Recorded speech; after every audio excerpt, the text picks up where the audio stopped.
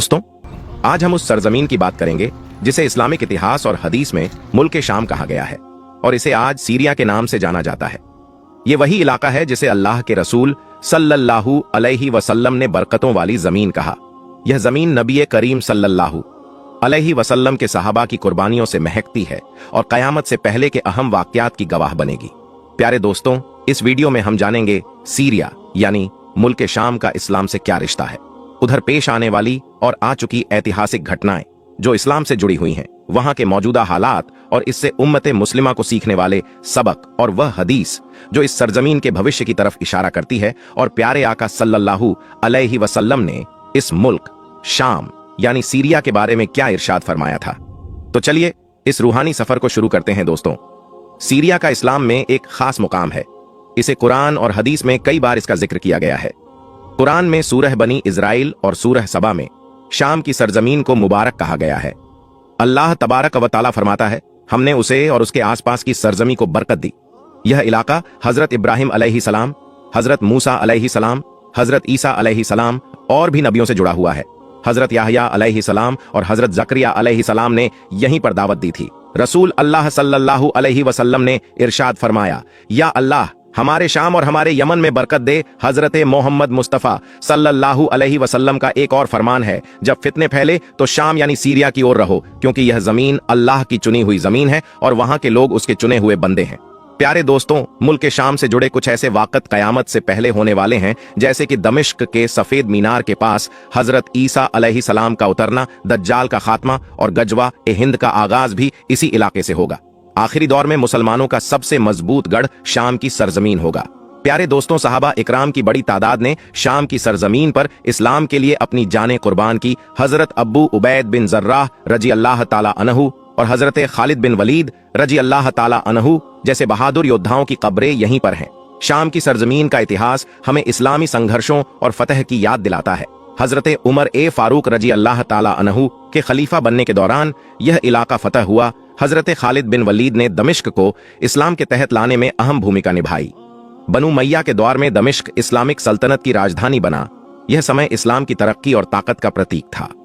सलाहुद्दीन अयूबी ने यहीं से क्रूसेडर्स को हराया और यरूशलेम को आजाद करवाया। यह इलाका 400 साल तक उस्मानिया सल्तनत का हिस्सा रहा और तब इसे शांति और तरक्की का दौर देखने को मिला। लेकिन इस्लामी एकता के खत्म होते ही यह इलाका दुश्मनों का शिकार बन गया। यही वजह है कि आप लोग देखेंगे कि ज्यादातर ऐतिहासिक किताबों में और स्पेशल मुसलमान की ऐतिहासिक किताबों में जब भी मुल्क शाम यानी कि सीरिया की बात की जाती है तो उसका मतलब और उसे मुराद सिर्फ वही एरिया नहीं होता है कि जो आज के दौर में सीरिया कहलाता है, बल्कि उस सारे एरिया के बारे में बात की जा रही होती है कि जो आज के दौर में लेबनान कहलाता है, फिलिस्तीन कहलाता है और तो और जॉर्डन भी कहलाता है, क्योंकि किसी दौर में यह सारे ही इलाके को मुल्क शाम कहा जाता था। सबसे पहले अगर बात करें, इस्लाम के हिसाब से कयामत की बहुत सारी निशानियां इस देश के साथ जुड़ी हुई हैं। मिसाल के तौर पर हजरत ईसा अलैहिस्सलाम का नुज़ूल भी इसी देश के मशहूर शहर दमिश्क की एक जामा मस्जिद के मीनार पर होगा। हजरत इमाम मेहदी भी मदीने से इसी इलाके की तरफ हिजरत करेंगे और जहां पर पहुंचकर वो मुसलमानों की लीडरशिप भी संभालेंगे और दज्जाल जैसी भयानक और खतरनाक ताकतें होंगी, वह भी इसी इलाके में आकर ही दम तोड़ेगी। यह इलाका इस्लाम के नजरिए से कितना ज्यादा अहम है, इस चीज का अंदाजा इस बात से भी लगाया जा सकता है कि आखिरी पैगंबर हजरत मोहम्मद सल्लल्लाहु अलैहि वसल्लम ने न सिर्फ इस इलाके के लिए दुआ की थी, बल्कि एक बार तो अपने सहाबा से यह भी फरमाया था कि अगर अहले शाम में फसाद बर्पा हो जाए तो फिर तुम में भी कोई खैर नहीं है। यही वजह है कि आज के बहुत सारे मुस्लिम स्कॉलर्स मिडिल ईस्ट में यह जितना भी फसाद चल रहा है और मुस्लिम दुनिया यह जो अपना बुरा दौर देख रही है, इसके पीछे एक बड़ी वजह सीरिया में होने वाला फसाद भी बताते हैं। दोस्तों, अगर मौजूदा हालात के बारे में बात करें तो समझने के लिए हमें सीरिया के पिछले 100 सालों पर नजर डालनी होगी। 1918 में प्रथम विश्व युद्ध के बाद फ्रांस ने सीरिया पर कब्जा कर लिया। इस्लामिक एकता खत्म होते ही बाहरी ताकतों ने इस इलाके को तोड़ने की कोशिश की।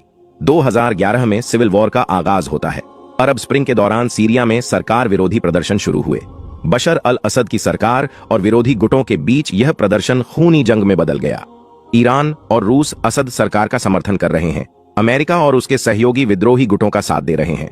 तुर्की और कुर्द गुट भी अपनी जमीन के लिए ही लड़ रहे हैं। इसका नतीजा यह हुआ, लाखों मुसलमान शहीद हुए, करोड़ों लोग बेघर हुए। इस्लामी एकता की कमी का नुकसान आज भी मुसलमान भुगत रहे हैं। दोस्तों, रसूल अल्लाह सल्लल्लाहु ताला अलैहि वसल्लम ने हमें फितनों और आखिरी दौर के बारे में आगाह किया था। हदीस में जिक्र है कि आखिरी जंग से पहले शाम से एक आग उठेगी जो पूरी दुनिया में फैल जाएगी। मौजूदा हालात को देखकर लगता है कि यह आग सीरिया के संघर्षों से जुड़ी हो सकती है। आपसी फूट और बाहरी ताकतों पर डिपेंड होना, कुरान और सुन्नतों से दूरी, इस्लामी एकता की कमी, यह सारी मुसलमानों की कमजोरियां हैं। इसी वजह से वहां पर यह सब कुछ हो रहा है। मुसलमानों को फित से बचने के लिए कुरान और हदीस की रोशनी में अपने अमल सुधारने होंगे। उम्मत को बाहरी ताकतों के चंगुल से निकलकर आपस में मजबूत होना होगा, मुताहिद होना होगा। दोस्तों, मेरा आपसे एक सवाल है, क्या आप मानते हैं कि इमाम मेहदी का दौर करीब है? जवाब कमेंट में जरूर दे दोस्तों। सीरिया की कहानी सिर्फ एक देश की कहानी नहीं बल्कि हमारी उम्मत के हालात का आईना है। हमें इससे यह सबक लेना चाहिए कि इस्लामी एकता और ताकत के बिना मुसलमान कमजोर पड़ जाते हैं। दुआ है कि अल्लाह ताला सीरिया के हालात को बेहतर करें और हमें फितनों से बचने की तौफीक अता फरमाएं। दोस्तों, आखिर में हमारे तमाम मुसलमान भाई बहनों से गुजारिश है कि इस वीडियो को एक लाइक करके अपने करीबी दोस्तों तक शेयर करें।